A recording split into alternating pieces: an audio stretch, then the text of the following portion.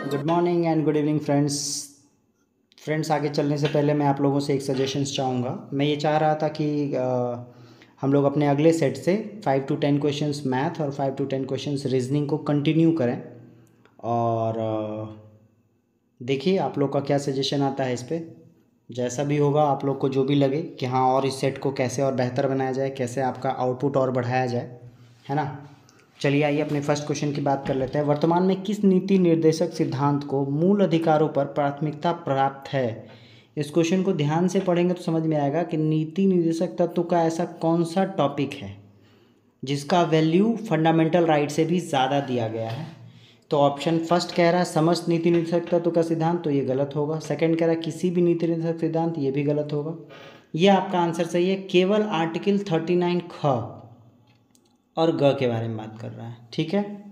ख के अंतर्गत क्या है आपको पता होना चाहिए। ख के अंतर्गत है आपका सार्वजनिक धन, मतलब कि जो आपका प्रॉपर्टी है, बेसिकली धन का मतलब प्रॉपर्टी की बात कर रहे हैं हम लोग। वो प्रॉपर्टी का जो कंट्रोल है वो इस तरह से हो, डिस्ट्रीब्यूशन इस तरह से हो जिससे कि पब्लिक वेलफेयर हो, है ना। यहाँ प्रॉपर्टी डिस्ट्रीब्यूशन की बात कर रहा है, ठीक है। और यहाँ पे बात कर रहा है पैसे का यानी धन का समान वितरण, इक्वल डिस्ट्रीब्यूशन। तो इक्वल डिस्ट्रीब्यूशन हो बट ऐसा जो कि वेलफेयर के अकॉर्डिंग हो, ऐसा नहीं कि पैसे वाले पैसे लेते चले जाएं और गरीब होता चला जाए, ठीक है।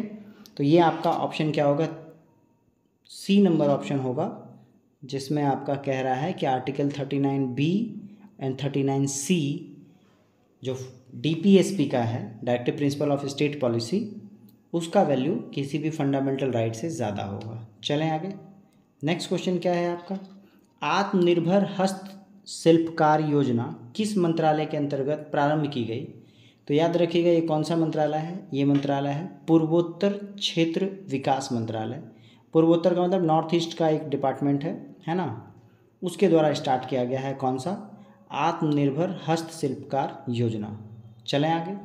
नेक्स्ट क्वेश्चन है, निम्नलिखित में से कौन पंचायतों की वित्तीय स्थिति का पुनरावलोकन करने के लिए राज्य वित्त आयोग का गठन करता है। यानी आप सीधा आपसे पूछ रहा है कि राज्य वित्त आयोग का गठन कौन करता है। तो देखिए संबंधित राज्य का मुख्यमंत्री नहीं होगा, राज्यपाल होगा। कौन होगा, संबंधित राज्य का राज्यपाल जो है वो क्या करता है, आपका राज्य वित्त आयोग का गठन करता है। चलते हैं हम लोग अगले क्वेश्चन में। अगला क्वेश्चन क्या कह रहा है, भारत के संविधान के निम्नलिखित संशोधनों में से किसके द्वारा भारतीय नागरिकों के मूल कर्तव्य निर्धारित किए गए। याद रखिएगा आपसे पूछ रहा फंडामेंटल ड्यूटीज़ किस कॉन्स्टिट्यूशन अमेंडमेंट में आया है। जो लोग मुझे फॉलो कर रहे हैं उनका ये आंसर आ जाना चाहिए, वेरी गुड। ऑप्शन से 40, 41, 42 और 43। तो आंसर क्या है, 42nd कॉन्स्टिट्यूशन अमेंडमेंट। कब का, 1976 में। किसके द्वारा, सरदार स्वर्ण सिंह समिति के सिफारिश पर मूल कर्तव्य यानी फंडामेंटल राइट को जोड़ा गया। नेक्स्ट क्वेश्चन क्या है, रूस यूक्रेन युद्ध के कारण भारत सरकार ने यूक्रेन से भारतीय नागरिकों को निकालने के लिए कौन सा अभियान चलाया। तो देखिए जब मैंने बिहार पुलिस का सेट चलाया था उस टाइम मैंने इसका आंसर दिया था आप लोगों को। ऑपरेशन गंगा, ऑपरेशन दोस्त, ऑपरेशन कावेरी, ऑपरेशन राहत, चारों के बारे में उस समय बताया था मैंने। तो आंसर यहाँ क्या होगा, जब रूस यूक्रेन की बात हो रही है और यूक्रेन से निकालना है भारतीयों को, तो आंसर होगा ऑपरेशन गंगा। क्या होगा, ऑपरेशन गंगा। चलें आगे। नेक्स्ट क्वेश्चन क्या है आपका, वर्सो किस देश की राजधानी है। तो देखिए आप, वर्सो जो है वो पोलैंड की राजधानी है। किसकी राजधानी, पोलैंड की राजधानी वर्सो है। अब हम लोग बात कर लें नीदरलैंड। तो नीदरलैंड की राजधानी होती है एम्स्टर्डम। क्या है, एम्स्टर्डम। फिर आ गया डेनमार्क की राजधानी क्या है, कोपेनहेगन। क्या है, कोपेनहेगन। और फिलीपींस की राजधानी क्या है, मनीला। क्या है, मनीला। चलें आगे। नेक्स्ट क्वेश्चन क्या है आपका, किस देश की समाचार एजेंसी क्योडो है। तो याद रखेंगे, ऑप्शन देख लेते हैं हम लोग, इटली, फ्रांस, जापान और मिस्र। तो आंसर क्या होगा, जापान होगा। किसका, जापान। इससे पहले लास्ट सेट में हम लोगों ने पढ़ा था कि अंतारा किस देश का है। तो आंसर क्या था, इंडोनेशिया था, याद रखेंगे। नेक्स्ट क्वेश्चन है, संसार में ताजे पानी की सबसे बड़ी झील कौन सी है। तो याद रखेंगे, ऑप्शन है lake Victoria, lake Balkhash, lake Michigan और लेक सुपीरियर। तो आंसर क्या होगा आपको, सबसे बड़ा ताजे पानी का झील कौन सा है आपका, लेक सुपीरियर है। कौन सा है, लेक सुपीरियर है। चलें आगे। नेक्स्ट क्वेश्चन क्या है, विश्व का सबसे छोटा पक्षी। तो आई होप सो आप लोग अगर पढ़ रहे हैं कंटिन्यू जीएस तो इसका आंसर पता होगा आपको। आंसर क्या है, हेमिंग बर्ड है विश्व का सबसे छोटा पक्षी। नेक्स्ट क्वेश्चन क्या है, निम्नलिखित में से भारत पर पहली बार आक्रमण करने वाला कौन था। तो देखिए भारत पर आक्रमण करने वाला कौन था, सबसे पहला अरब थे। कौन था, अरब। अरब ने कब आक्रमण किया, 712 ईस्वी में। अच्छा 712 ईस्वी में जिसने आक्रमण किया उसका क्या नाम था, उसका नाम था मोहम्मद बिन कासिम। कौन था, मोहम्मद बिन कासिम। याद रखिएगा ये जो कासिम नाम आप सुन रहे हैं ये भारतीय इतिहास में दो जगह है। कितनी जगह, दो जगह। एक जगह आपका तो जो बंगाल का नवाब था उससे रिलेटेड भी है। तो ये आपका आ गया मोहम्मद बिन कासिम 712 AD में, ठीक है, अरब था। मुस्लिम लीग का गठन कब हुआ। तो देखिए मुस्लिम लीग का गठन ऑप्शंस के अकॉर्डिंग चलेंगे तो सबसे पहले मैं आपको बता दूं बंगाल विभाजन हो गया 1905 में। बंगाल विभाजन के सपोर्ट में थे मुस्लिम लीग और विरोध में था कांग्रेस का नरम दल और गरम दल। तो 1906 में जो है वो मुस्लिम लीग क्या हुआ, गठन हुआ। कब, 1906 में मुस्लिम लीग का गठन हुआ, ठीक है। बात कर लें पहला मीटिंग, फर्स्ट मीटिंग कब हुआ है मुस्लिम लीग का। तो याद रखेंगे फर्स्ट मीटिंग हुआ है 1908 में। कहाँ हुआ है, 1908 में मुस्लिम लीग का पहला बैठक हुआ है। चलें नेक्स्ट क्वेश्चन हमारा क्वेश्चन नंबर 12 क्या कह रहा है, रिक्टर स्केल का प्रयोग किसके मापन में किया जाता है। तो आई होप सो आप सभी को इसका आंसर पता होगा। रिक्टर स्केल का उपयोग करते हैं हम लोग भूकंप की तीव्रता मापने के लिए। किसके लिए, भूकंप की तीव्रता मापने के लिए रिक्टर स्केल का यूज़ होता है। नेक्स्ट क्वेश्चन ये है, पानीपत की तीसरी लड़ाई किस वर्ष हुई थी। तो याद रखेंगे पानीपत की जो पहली और दूसरी लड़ाई है, पहली लड़ाई तो 1526 में हुई थी, है ना। सेकंड आपका हो गया था पानीपत का, जो सेकंड लड़ाई था वो 1556 के आसपास हुआ था। और आपसे पूछ रहा है पानीपत का तृतीय लड़ाई, तो ये कहाँ है आपका, वेरी गुड आंसर है 1761 में। अच्छा किसके और किसके बीच में हुआ था। तो याद रखिएगा एक था आपका अहमद शाह अब्दाली, ठीक है, अब्दाली, और सेकंड और थे आपके मराठे, ठीक है। और हारा कौन, हारे मराठे, है ना, मराठों को पराजित किया। चलें आगे। नेक्स्ट क्वेश्चन क्या है आपका, अप्रैल 2023 में जारी जल शक्ति मंत्रालय द्वारा भारत में जल स्रोतों की गणना की रिपोर्ट में सर्वाधिक जल स्रोतों की मात्रा किसमें बताया गया है, यानी कि जो सर्वाधिक जल है वो कहाँ है, तालाब, जलाशय, झील और टैंक। तो आंसर क्या होगा, आंसर है आपका तालाब। याद रखिएगा 2023 में, अप्रैल 2023 में एक रिपोर्ट आया है जल मंत्रालय द्वारा, उसमें बताया गया है कि जल स्रोतों में सबसे ज़्यादा मात्रा कहाँ है, तालाब में। चलें आगे। नेक्स्ट क्वेश्चन क्या है आपका, किस संविधान संशोधन द्वारा मतदान की आयु 21 वर्ष से घटाकर 18 वर्ष की गई है। वंस मोर एक मोस्ट इंपॉर्टेंट और मोस्ट कॉमन क्वेश्चन है ये, आपसे पूछ रहा है एज जो है घटाकर 21 से घटाकर 18 किया गया, कौन सा संविधान संशोधन था। वो संविधान संशोधन है 61वां 61st कॉन्स्टिट्यूशन अमेंडमेंट 1989, है ना, 1989 में ये संशोधन आया जिसके तहत जो वोटिंग राइट्स थे उसका एज को घटाकर 18 कर दिया गया। निम्न में से कौन सा ग्रह पृथ्वी के निकटतम दूरी पे है, मतलब पृथ्वी के निकट है। आंसर क्या होगा, आंसर होगा शुक्र, ठीक है। शुक्र के बारे में हम लोग काफ़ी पढ़ चुके हैं कि भोर का तारा है, सांझ का तारा है और पृथ्वी की जुड़वा बहन भी कहलाती है। कौन है, शुक्र है। नेक्स्ट क्वेश्चन, पटना में गुरु गोविंद सिंह का जन्म किस वर्ष में हुआ था। तो याद रखिएगा पटना में यानी कि पटना सिटी की बात हो रही है यहाँ पे। गुरु गोविंद सिंह का जन्म कब हुआ है, 1666 ईस्वी में। कब हुआ है, 1666 ईस्वी में हुआ है। आप याद रखेंगे सिख संप्रदाय के ये 10वें गुरु थे। कौन थे, 10th नंबर के गुरु थे। कौन, गुरु गोविंद सिंह, जिनका जन्म कब हुआ, 1666 ईस्वी में हुआ है। नेक्स्ट क्वेश्चन क्या है आपका, कांग्रेस सोशलिस्ट पार्टी का गठन हुआ। तो देखिए आपको कांग्रेस सोशलिस्ट पार्टी का जो गठन है वो कब हुआ है। ऑप्शन है 30, 34, 31 और 39।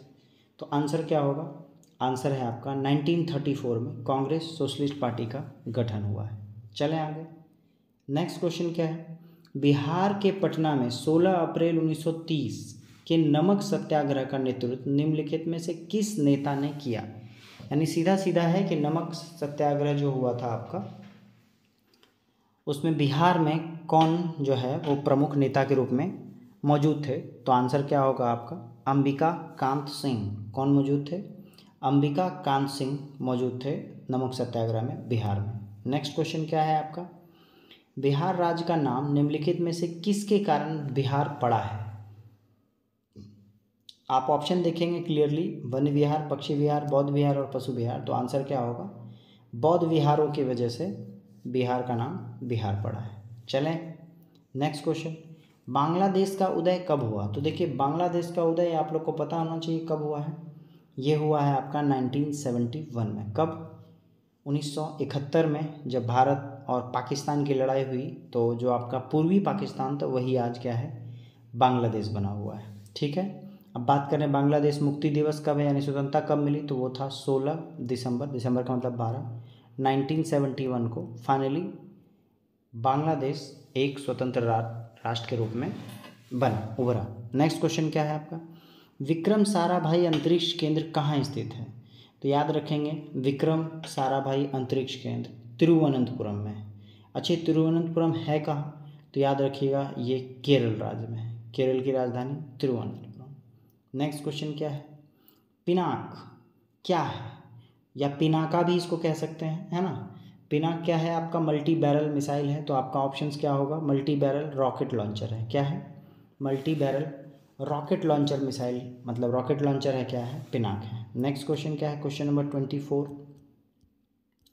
क्वेश्चन नंबर 24 है, ज्ञानपीठ पुरस्कार निम्नलिखित में से किस क्षेत्र में विशिष्ट योगदान के लिए दिया जाता है? तो देखिए ऑप्शंस के अकॉर्डिंग चलें तो ज्ञानपीठ पुरस्कार साहित्य के क्षेत्र में दिया जाता है। किस क्षेत्र में? साहित्य के क्षेत्र में दिया जाता है। चलें आगे। भारत में पहली बोलती फिल्म कौन सी है? वंस मोर ये रिपीटेड क्वेश्चन है और आप लोगों को सबको इसका आंसर पता होना चाहिए।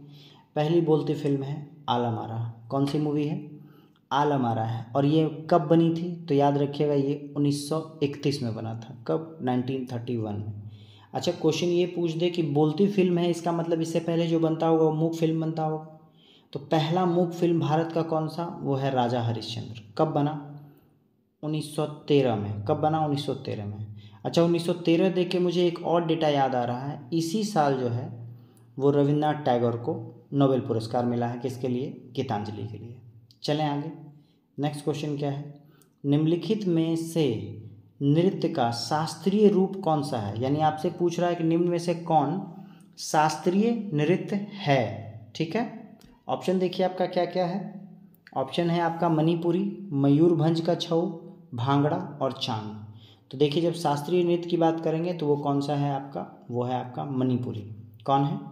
मणिपुरी जो है वो आपका एक शास्त्रीय नृत्य है। और बाकी ये तीनों क्या है? आपका फोक डांस है रीजनल लेवल पे। नेक्स्ट है, अंतर्राष्ट्रीय मुद्रा कोष की स्थापना किस सम्मेलन से हुई है और हुई थी?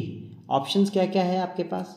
ऑप्शन है आपके पास बर्लिन सम्मेलन, ब्रेटन वुड्स सम्मेलन, लंदन सम्मेलन और रोम सम्मेलन। तो आई होप सो आपको इसका आंसर पता हो। सबसे पहले मैं बता दूं कि जो आपका IMF है इसकी स्थापना कब हुई? तो इसकी स्थापना हुई है 1944 के ब्रेटन वुड्स सम्मेलन से। किससे? ब्रेटन वुड्स सम्मेलन से। और IMF के अलावा आपके पास एक वर्ल्ड बैंक भी है। कौन सा है? वर्ल्ड बैंक भी है। इसकी भी स्थापना इसी ब्रेटन वुड्स सम्मेलन 1994 में की गई थी। और दोनों का जो आपका प्लेसमेंट है ना, कि कहाँ उनका जो है हेडक्वार्टर है, तो दोनों का हेडक्वार्टर है वॉशिंगटन DC में। कहाँ है? वॉशिंगटन DC में। नेक्स्ट क्वेश्चन है, वर्ष 2022 का चिकित्सा नोबेल पुरस्कार से किसे सम्मानित किया गया है? तो देखिए 2022 का जब आपका आ गया डेटा तो हम लोगों के पास अब जो है वो 2023 का भी डेटा अवेलेबल है ना। 2023 में भी चिकित्सा और सारे क्षेत्रों का डेटा आ गया है, जिसमें हम लोग इन फ्यूचर एक नया वीडियो बना लेंगे एक शॉर्ट टाइप में। तो फिलहाल हम लोग 2022 की अगर बात कर लें कि चिकित्सा नोबेल किसको मिला है, तो आपका आंसर क्या होगा? आपका आंसर है स्वातो पाबो। किसको मिला है? स्वातो पाबो को चिकित्सा का नोबेल पुरस्कार 2022 का दिया गया है। ठीक है, चलें आगे। नेक्स्ट क्वेश्चन क्या है?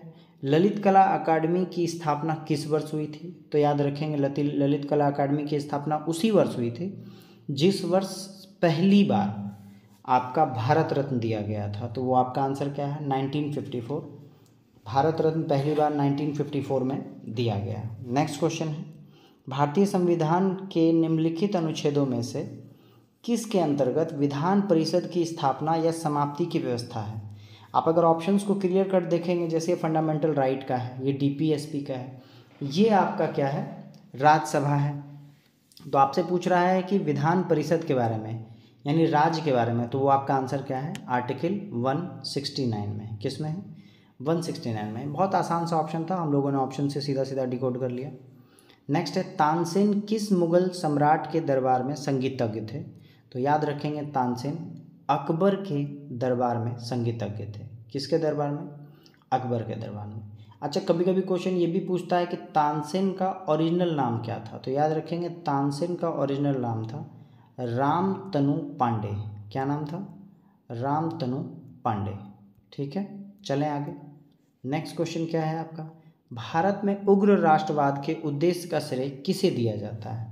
मतलब सीधा सीधा आपसे पूछ रहा है कि जो गरम दल का जो मेन भावना किन के अंदर था। ऑप्शन देख लीजिए आप, ऑप्शन क्या क्या है। ऑप्शन में देखिए, बाल गंगाधर तिलक दिख रहा है ना, एक दो सेट पहले भी मैंने आपको बताया था। अनरेस्ट इंडिया का जो फादर हैं वो इन्हीं को कहा जाता है, बाल गंगाधर तिलक को। नेक्स्ट क्वेश्चन क्या है आपका, भारतीय संविधान के अनुसार केंद्रीय मंत्री किसकी इच्छा रहने तक पद संभाल सकते हैं? तो याद रखिएगा, ये आपके कौन हैं, भारत के राष्ट्रपति। भारत का राष्ट्रपति जब तक चाहे तब तक कोई भी केंद्रीय मंत्री अपना पद पे रह सकता है। चलें आगे। नेक्स्ट क्वेश्चन है, गंगा और सोन जैसी नदियाँ प्राचीन भारत में महाजनपद डैश से होकर बहती थी। यानी कि आपसे पूछ रहा है कि गंगा और सोन जो है किस महाजनपद से होकर बहती थी। ऑप्शंस क्या क्या है, मगध, कौशल, कंबोज और असमक। आंसर क्या होगा, मगध से होकर बहती थी। किससे, मगध से होकर। मगध साम्राज्य क्या है, मगध जो आपका महाजनपद था वो बहुत बड़ा फैलाव वाला विस्तृत क्षेत्र वाला महाजनपद था। नेक्स्ट क्वेश्चन क्या है आपका, ड्यूरंड लाइन किन दो देशों के बीच में है? तो देखिए, ड्यूरंड लाइन भारत और चीन के बीच में क्या है आपका, भारत अफगानिस्तान, पाकिस्तान अफगानिस्तान और भारत पाकिस्तान। तो आपका होगा पाकिस्तान और अफगानिस्तान के बीच में क्या है आपका, ये ड्यूरंड लाइन है। ठीक है, कौन सा है, ड्यूरंड लाइन है। अब बात कर ले हम लोग भारत चीन के बारे में। तो भारत चीन की लाइन के बीच में जो आपका विभाजक है वो है मैकमोहन लाइन। कौन सा है, मैकमोहन। और भारत और पाकिस्तान के बीच में बात करेंगे तो इसका है रेड क्लिफ। क्या है, रेड क्लिफ। चलें, नेक्स्ट क्वेश्चन है आपका, ऐसी स्थिति जिसमें स्फीति के साथ बेरोजगारी में वृद्धि हो जाती है। मतलब आपको कह रहा है इन्फ्लेशन के साथ अनएम्प्लॉयमेंट भी बढ़ रहा है कंटिन्यू। तो ऐसी स्थिति को क्या कहते हैं? तो ऐसी स्थिति को हम लोग कहते हैं, ऑप्शंस क्या क्या है, अतिस्फीति, गतिहीन स्फीति, द्रुत स्फीति और प्रत्यावस्थिति। तो आंसर होगा आपका गतिहीन स्फीति कहते हैं। क्या कहते हैं, गतिहीन स्फीति कहते हैं। हालांकि इसका एक दूसरा भी नाम है जिसको हम कहते हैं अपस्फीति। ठीक है, इसको नोट कर लीजिएगा क्योंकि एग्जाम में आपको ये भी मिलेगा इसके बारे में। ठीक है, इसको इंग्लिश में कहते हैं स्टैगफ्लेशन। क्या कहते हैं, स्टैगफ्लेशन कहते हैं। और ये जो आपको ये दिख रहा है स्फीति, इसको कहते हैं आप इन्फ्लेशन। तो इन्फ्लेशन में महंगाई बढ़ी, साथ साथ बेरोजगारी भी बढ़ रहा है, तो दोनों स्थिति मिलाकर क्या कहलाता है आपका, स्टैगफ्लेशन कहलाता है। चलें आगे।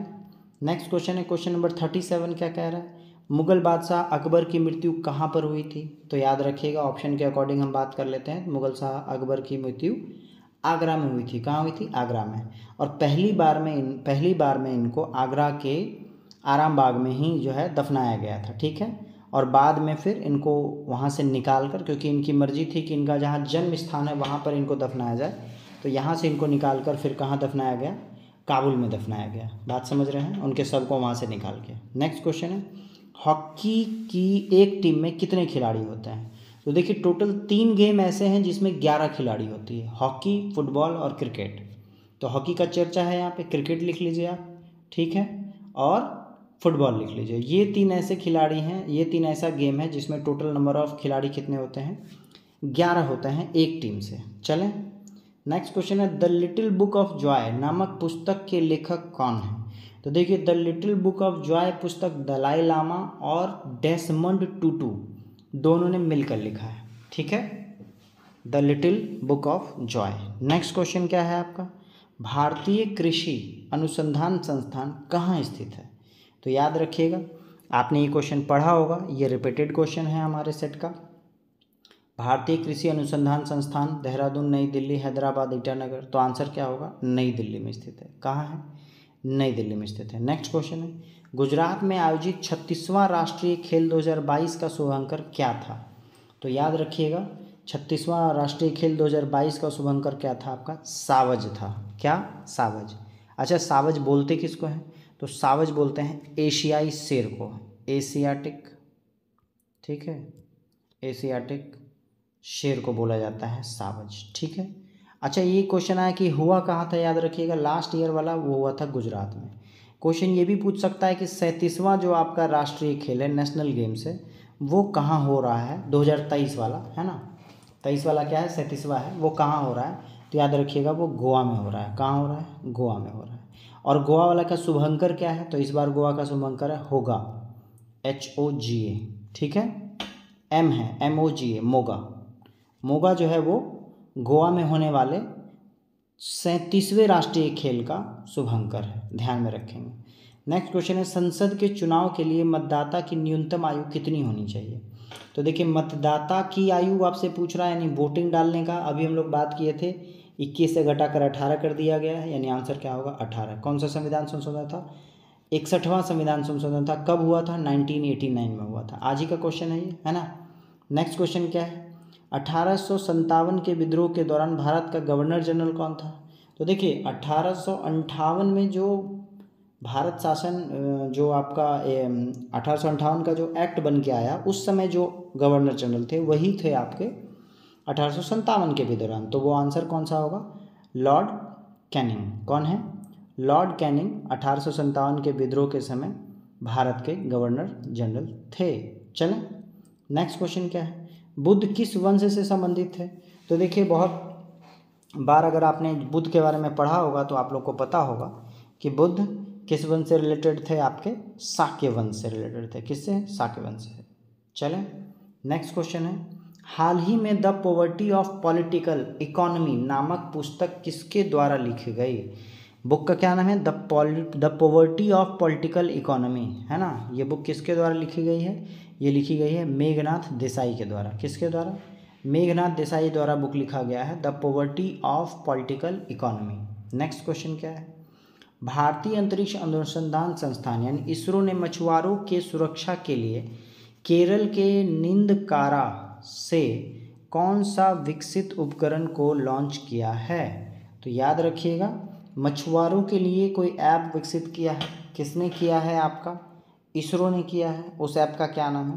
नभ मित्र। नभ का मतलब आसमान, है ना। मछुआरों को तो बेसिकली बैड वेदर से ही बचाने के लिए ऐप बनाया होगा, तो वेदर कहाँ मिलेगा? आसमान में मिलेगा, तो नभ मित्र उत्तर उसका आंसर होगा। नेक्स्ट है कौन सा राज्य या केंद्र शासित प्रदेश है जहाँ लगातार 2 महिला मुख्यमंत्री बनी थी? तो देखिए आपको वो आंसर क्या होगा? नई दिल्ली, है ना। नई दिल्ली में 2 लगातार CM बनी हैं। जैसे अभी पहली CM बनी थी सुषमा स्वराज और उसके बाद बनी थी शीला दीक्षित, और शीला दीक्षित फिर शायद 2 या 3 टर्म रही भी हैं वहाँ की CM। चलें, नेक्स्ट क्वेश्चन क्या है? यूरो मुद्रा को स्वीकार करने वाला नवीनतम देश कौन सा है? तो याद रखिएगा यूरो मुद्रा को स्वीकार करने वाला नवीनतम देश जो है वो है आपका क्रोएशिया। कौन सा है? क्रोएशिया है जो यूरो मुद्रा स्वीकार करने वाला नया देश है। और याद रखिएगा ये टोटल कौन सा नंबर का कंट्री हो गया? 20वां ऐसा देश है जिसने यूरो को अपनी आधिकारिक मुद्रा माना है। अच्छा, क्रोएशिया की राजधानी क्या है?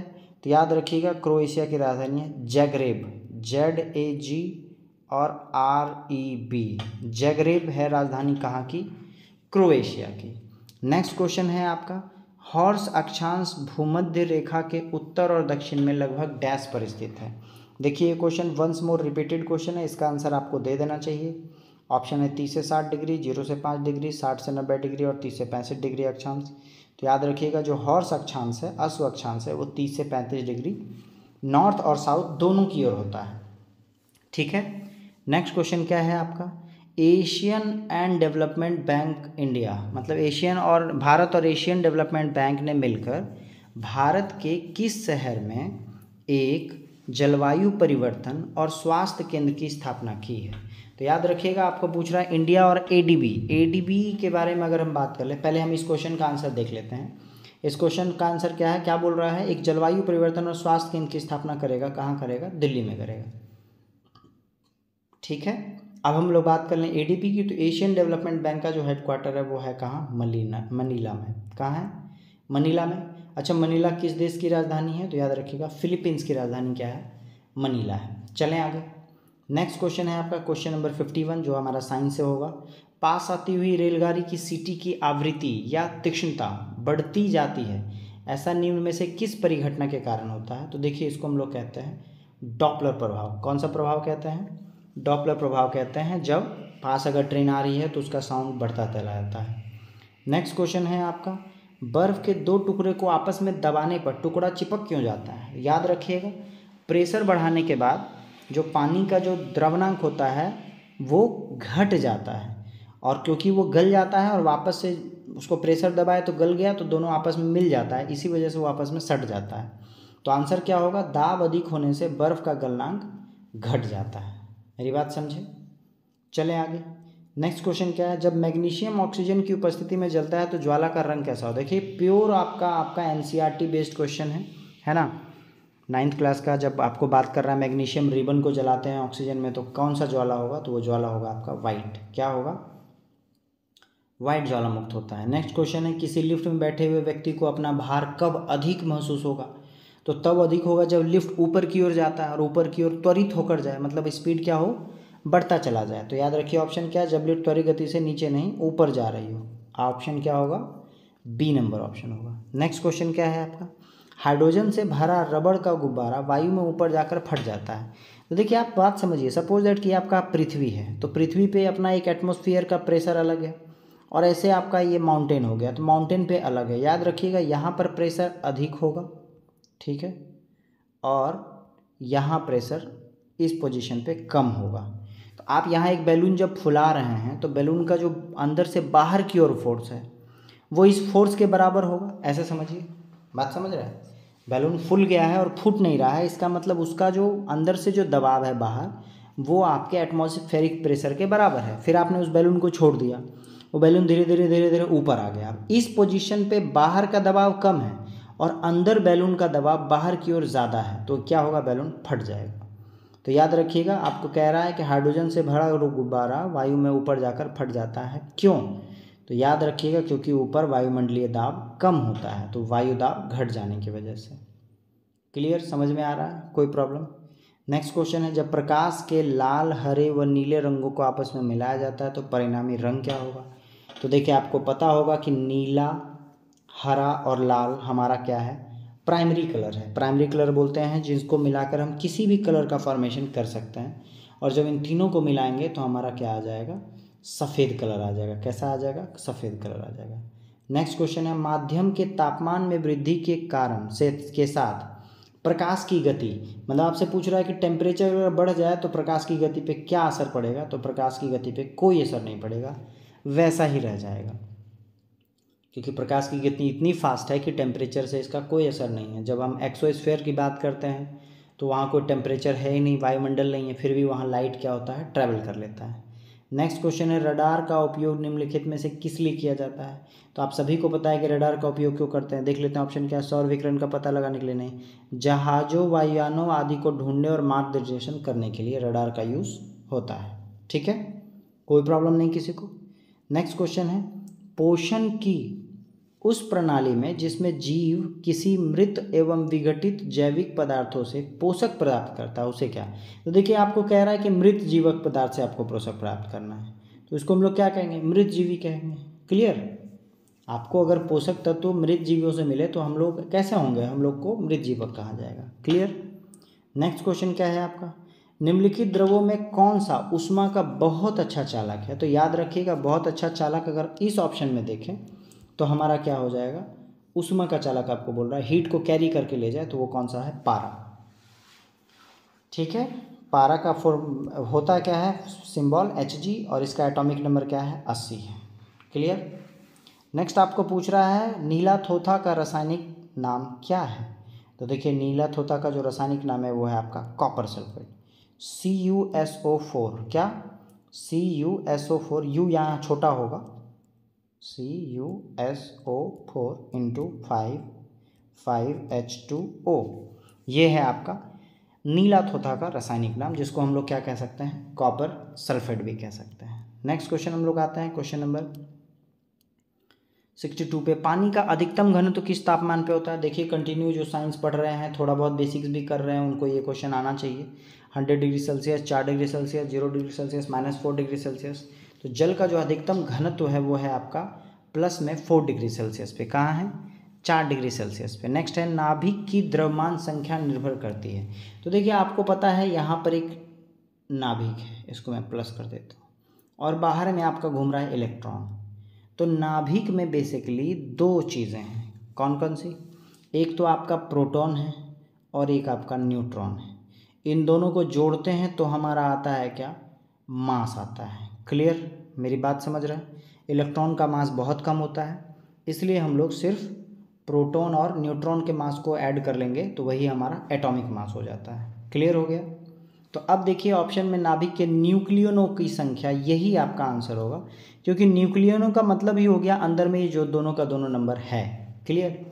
बाकी अगर ऑप्शन में देखें प्रोटॉन का संख्या, न्यूट्रॉन का संख्या अलग अलग तो नहीं होगा, दोनों मिलकर होगा। नेक्स्ट क्वेश्चन है वे आयन जिनमें इलेक्ट्रॉनों की संख्या समान होती है क्या कहलाते हैं? तो देखिए ऑप्शन दिया है तो बहुत आसान कर दिया। इलेक्ट्रॉनों की संख्या समान है तो इसको हम लोग कहेंगे सम इलेक्ट्रॉनिक। क्या कहेंगे? सम इलेक्ट्रॉनिक कहेंगे। नेक्स्ट क्वेश्चन क्या है?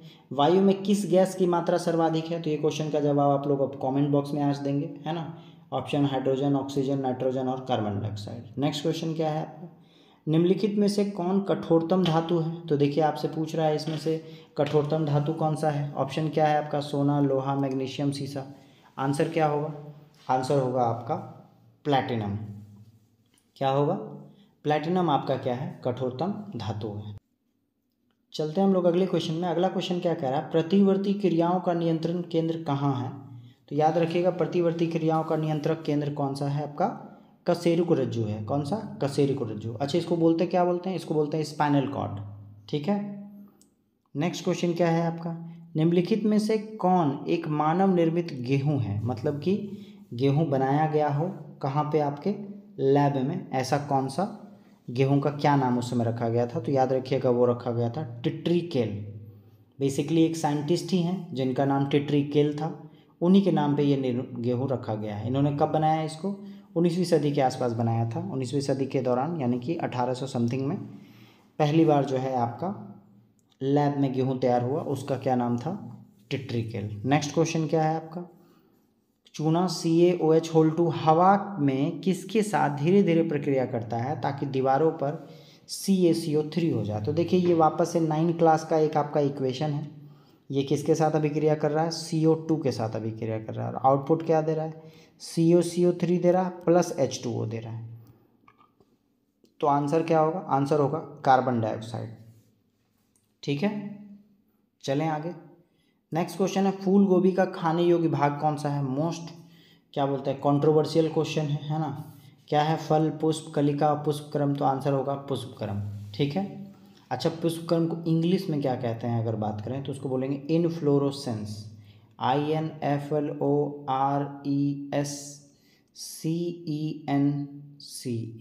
इनफ्लोरेसेंस बोलते हैं पुष्पक्रम को, और फूल गोभी में हम लोग यही खाते हैं। नेक्स्ट क्वेश्चन क्या है?